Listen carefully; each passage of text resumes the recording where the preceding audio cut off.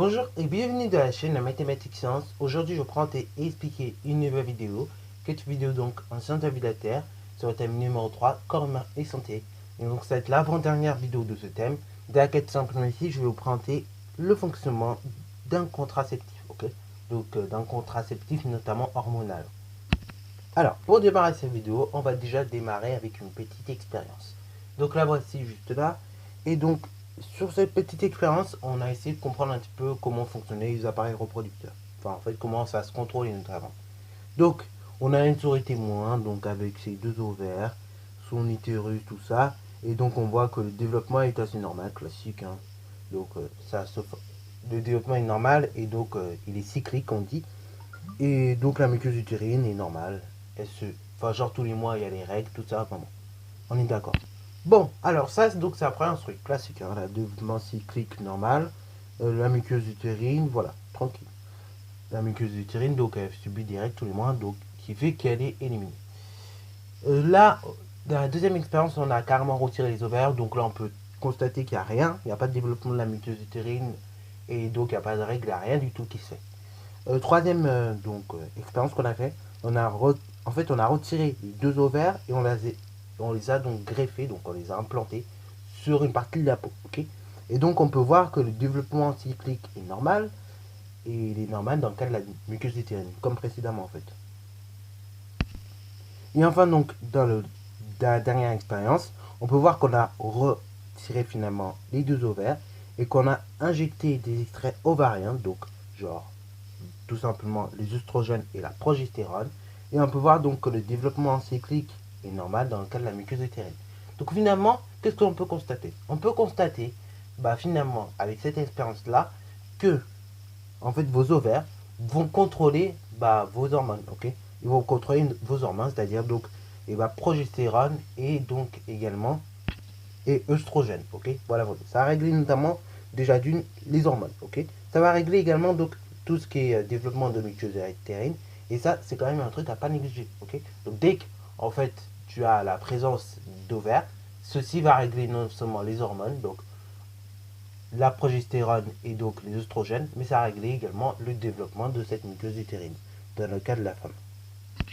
Bon, deuxième expérience qu'on a faite, on a fait une expérience à peu près semblable, mais à l'homme. Et cette fois-ci, donc, on a pris un homme qui avait des problèmes au niveau des testicules, tout ça. Et donc, il souffrait en fait d'un problème de production de spermatozoïdes. Et dans le premier cas, on lui a refait, hein, donc on n'a pas injecté de testostérone.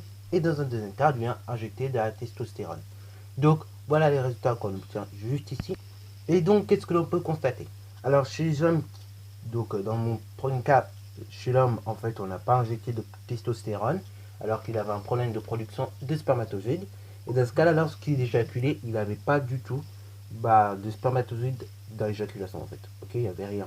Alors que dans le deuxième cas, quand on a injecté de la testostérone, il y avait beaucoup, tout simplement, de nombre de spermatozoïdes lors de cette éjaculation. Donc c'était 30 millions qu'il y en avait. Donc on peut constater pareillement chez l'homme que justement, lorsque vous avez un problème au niveau des testicules, et on peut le régler. Déjà d'une, en mettant de la testostérone et ça va régler les spermatozoïdes. Ok, donc on peut conclure sur la chose suivante, c'est que en fait, lors que vous avez une éjaculation, déjà ça va faire relâcher des spermatozoïdes et qu'en fin de compte, donc la production et donc le fonctionnement normal des testicules va influencer donc vers tout simplement la production de spermatozoïdes durant l'éjaculation. Ok, donc tant que ta testicule va bien fonctionner, donc tes testicules fonctionnent bien, ça va permettre de réguler le nombre de spermatozoïdes qui vont sortir et tu en auras toujours. Ok, voilà.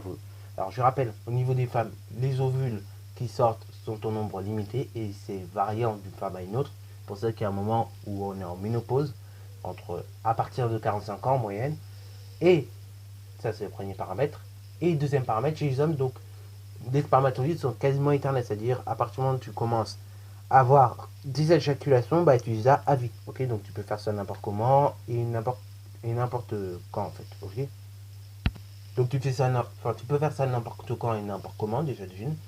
Et de deux, non seulement tu fais ça n'importe comment et n'importe quand, mais aussi donc, même si t'as l'impression qu'ils sont pas morts. En fait, malgré tout, plus tu vas vieillir, moins tes spermatozoïdes seront de bonne qualité, tu vois dire.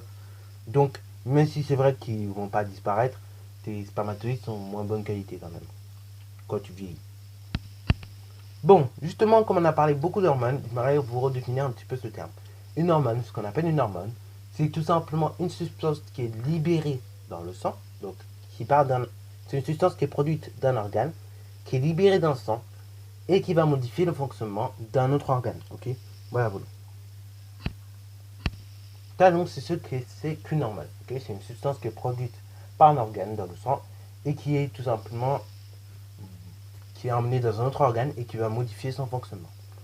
Donc par exemple, quand vous êtes un peu foufou, hein, voilà, bon, en fait, il y a une hormone qui est comment dire, fabriquée, qui est produite dans votre cerveau, qui va ensuite influer le fonctionnement des testicules, et ces testicules, bah, après, pourront ou pas éjaculer.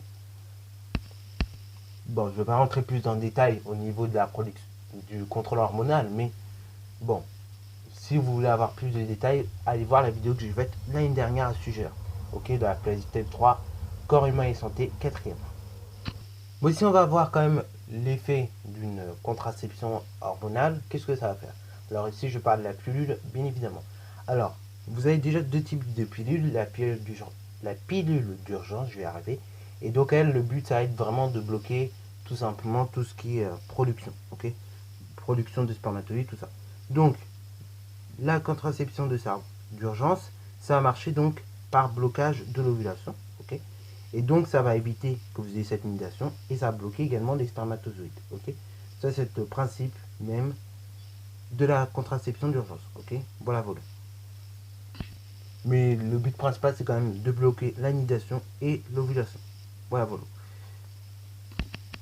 Dans le cas d'une pilule contraceptive que vous pourrez utiliser assez régulièrement, parce qu'il y a entre 21 et 28 comprimés quand même là-dedans, donc vous pourrez utiliser ça assez fréquemment. Le but, ça va être tout simplement de bloquer, pareil, un peu les mêmes choses, c'est-à-dire la nidation, en modifiant l'épaisseur de l'endomètre. Et ça permet tout simplement de bloquer ce coup-ci les spermatozoïdes.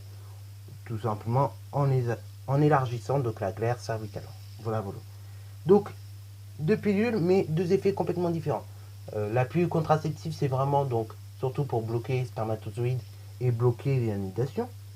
Mais tout simplement la contraception d'urgence, donc la pilule d'urgence du lendemain que vous prenez en général. Alors la pilule du lendemain, je précise, on la prend maximum 3 jours après le rapport. Sinon, ça n'a plus d'effet.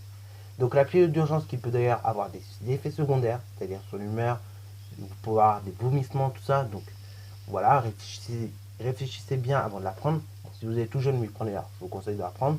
Et après, bon, chacun fait comme il veut. Bien évidemment, au niveau de cette pilule, voilà, c'est une pilule qui se prend assez rapidement. Donc, faut pas attendre, hein, c'est maximum 3 jours pour que ça fasse ses effets. Et donc, cette pilule d'urgence va notamment agir sur le blocage de la nidation et donc tout simplement le blocage de l'ovulation, ok, pour pas qu'il y ait d'ovules justement qui sortent de l'ovaire. Ça, c'est les effets de la pilule d'urgence. Les effets de la pilule contraceptive, eux, c'est plutôt le blocage du spermatozoïde déjà d'une et le blocage de cette nidation, ok. Donc genre que tout simplement il n'y ait pas de nidation quoi. Voilà voilà. Sur ce voilà voilà, vous avez compris un petit peu à quoi servent les choses, ok. Donc tout ce qui est contrôle hormonal et les effets d'une pilule. Donc bien évidemment ces genres de pilules, ça joue notamment sur les hormones, ok. Donc ça va jouer sur les hormones et ça évitera qu'il sera produit trop vite, ok. Ça va permettre de jouer un petit peu sur le cerveau. Donc bien évidemment c'est normal que vous ayez des effets secondaires, notamment avec la pilule d'urgence. Voilà, sur ce, donc c'est la fin de la vidéo. J'espère qu'elle t'aura plu. N'hésite d'ailleurs pas à la liker, commenter et bonne à toi en mathématiques et en sciences.